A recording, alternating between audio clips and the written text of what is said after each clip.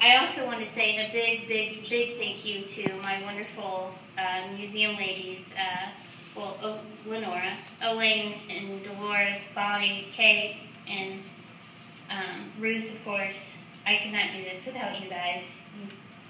I know I seem totally scrambled and all over the place, but trust me, I would be way worse without you. So, and Candace, you did. I'm sorry. Okay. So, getting started, I just wanted to go through a quick timeline of events to kind of jog your all's memories. So, then I'll start the question and answer session. We're talking mainly about the time period between 1939 and 1945. 39 and 40, of course, the U.S. was not involved. We had not declared war on anybody. We were still producing war material for England. But at that point, that was when Hitler and Germany basically took over the continent of Europe, stretching from, and if we want to get technical, stretching from the Russia border in the east all the way through into France. And going back and looking at the Odessan, didn't really report all that much on that kind of, on the happenings prior to us declaring war.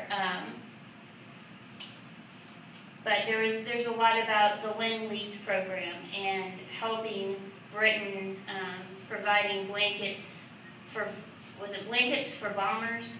Something like that. It was a program that people around here did or participated in. But then on December 7th, 1941, a day that will live in infamy. And also, we have a copy of that exact speech over there on one of those boards.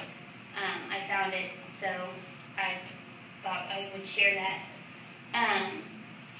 So Pearl Harbor happened, and that was, I can only imagine what it must have felt like being a part of that, being in that age group of men and women who died on that day.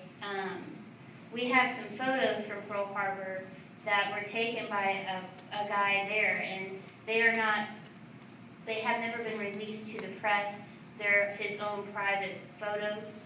And we have more in the museum that help show the devastation and the chaos that happened that day. So Pearl Harbor was December 7th, 1941. We declared war on the Axis powers of Germany, Japan, and Italy shortly thereafter. And this is just the brief, important major events. There's way more. We could spend all day talking about it. But then the Battle of Midway, that was, from my understanding, the turning point of the war in the Pacific. Prior to that, Japan had swept all over, and we had not been able to gain a victory or gain a foothold until the Battle of Midway. And then it was almost a full year until the Axis, in May of '43, the Axis powers surrendered in North Africa. We were able to kick Rommel and his Africa Corps out of there. And then the big day, of course, was June 6, 1944, with Operation Neptune and Overlord, the D-Day landings. Then, just a short couple of months later, on August 25th, 1944, we liberated Paris. And then, in that next May, by May 8th, 1945, was Victory in Europe Day. So as I'm naming these dates off, it occurred to me that we're only talking about a short period of time. You know, from 39 to 45 is only 6 years, but all this stuff happened, everything. Yeah, anyway, sorry. I'm telling you, my brain is completely shot. So VE Day was in May, and August was VJ Day, Victory in Japan, and the official end of the war was September 16th, 1945. So hopefully that jogged a few memories for you. But anyways, so I'm going to hand you a mic, and basically I was going to interview the veterans first. If you could tell us your name and how long have you lived in the Odessa area, okay?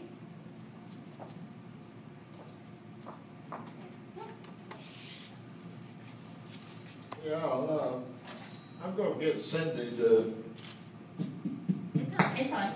You're good. I'm going to get Cindy here. She wrote up a little speech and... We'll just answer the questions. Huh? We'll just answer the questions. Just Your name? answer the question. Yeah. Yeah, what's your name? It's okay. What's your name? Who are you? Glenn Dennis, Yeah. and he moved to Odessa in 1958. Okay. Okay. Pass it on. And I'm James Stallworth. We moved in the Odessa area in 1971. Oh, I thought you'd been here longer than that. I'm Robert Slusher. I lived here all my life, and I won't say how long that is. But I was born in 1932, so you do the math. So I've seen a lot of things happen in Odessa, pre-war, during the war, post-war. I'm Laura Feed, and I moved here in December of '65. Okay. Well, you keep the mic. And I would like to know what branch of the military did he serve in? When did he enlist or get drafted? And how old was he when that happened? When He got called up for the draft. He was living in the Bate City, Wellington, Napoleon area. The first time he got called up was when he was 18 years old in 1943. He was working for a guy farming, so he didn't have to go at that time. Then he got called up again in 1944, and he was telling me that just about everybody he knew was going in. So he figured he might as well go on and go. So he went in August the 3rd, 1944. He was in the Army, a private.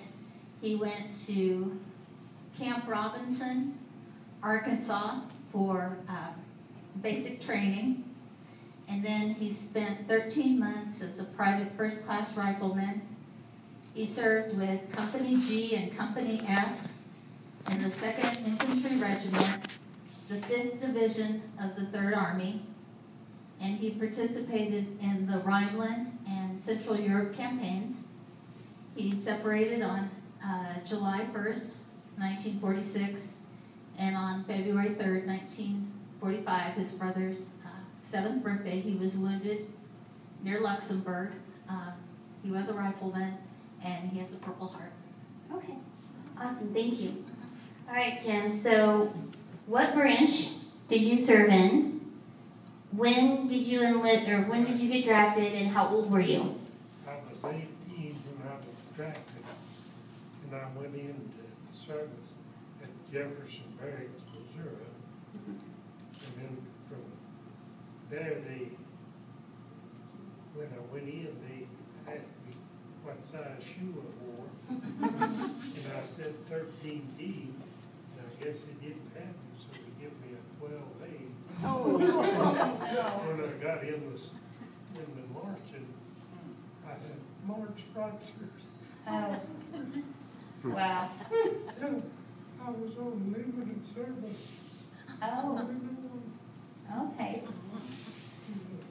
And I went to Camp Robinson, Oh, you went to the same camp? Robinson, Arkansas. It's like, I thought it was. Oh, wow. Small world. Then when my company got through their basic, they sent them on out, and my papers went with them, but I didn't. Oh. So then I stayed in Camp Robinson until they closed it down. Oh, Then they sent me to Oakland Army Base, and I was out there 2 weeks. mm. From there, they sent me to Fort Lewis, Washington. Oh, wow, so you went all over the place. The second day I was out there, the first sergeant come out and said, well, everybody with 18 months in has been discharged. And I said, well, I've got 20 months in and I'm still here.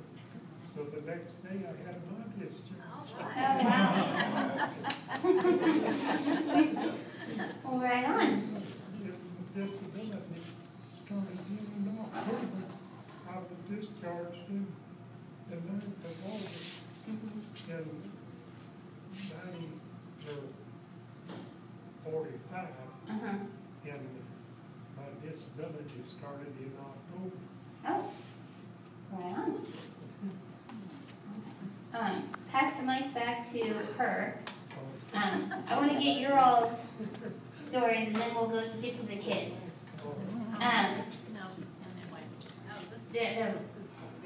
This way. Her. The end. Sorry. Hi, Cindy. Cindy. Hello. So you mentioned earlier, was your father in any major battles? Yeah. Which ones were he, I can't talk. Well, I'm not sure of the timing and everything, but he was in Patton's Third Army, of Okay. course, which is Ardennes. And they called it Rhineland and Central Europe campaign, but the press, of course, called that Battle of the Bulge. Oh, okay. Luxembourg. Okay. So he was there. He wasn't there during the Christmas part of it. He actually shipped out from, well, he left his home in Bay City. After he got through basic, he came home to Bay City, and his very youngest brother, Charles Wayne Dennis, was born while he was home on 30-day furlough. Oh. And they also heard at that time that Dad's brother, or not Dad's brother, Dad's uncle, Lewis Rudd of Independence, Missouri, was killed October 24th, 1944, near San Clemente, Italy. Oh. And so his grandmother had just told him about that and everything. So he left Bay City December 24th, 1944, got on the train. He went to Fort Meade, Maryland, Mm-hmm. and he shipped across in a convoy of, they had the troops on these very large ships, and they had oil tankers and everything, and they only had one, like, near a miss or whatever. They thought that there was a submarine close by the ship. So Dad was telling me today that the cook told them all to get away from the middle of the boat, to all go to the sides of it, because if they had gotten hit by a torpedo, I guess the center of the boat goes down, or the water starts rushing up through that. So they were very scared, and they were like doing death charges off the boat as they were, Oh, wow. you know, going across the ocean. It took 8 days to cross the ocean. They landed in Le Havre, France, and Dad said that so much of that, just where you're supposed to dock the boat, so much of that was just blown away that they had barges lined up to the ship. So when you got off the ship, you just walk across these barges to get to the actual land. And he was telling me that when he got to Le Havre, France, of course there were soldiers all around him, and some of them hadn't been home for 2 or 3 years. And of course he didn't know anyone, and he had to go to this old farmhouse or house in France, and France was just destroyed because the war had already been through there. The buildings were riddled, and it was just kind of horrible to see the devastation. But he got to this old house, and there were soldiers all around, and someone started calling his name, and it was his his friend Kenneth Burbina about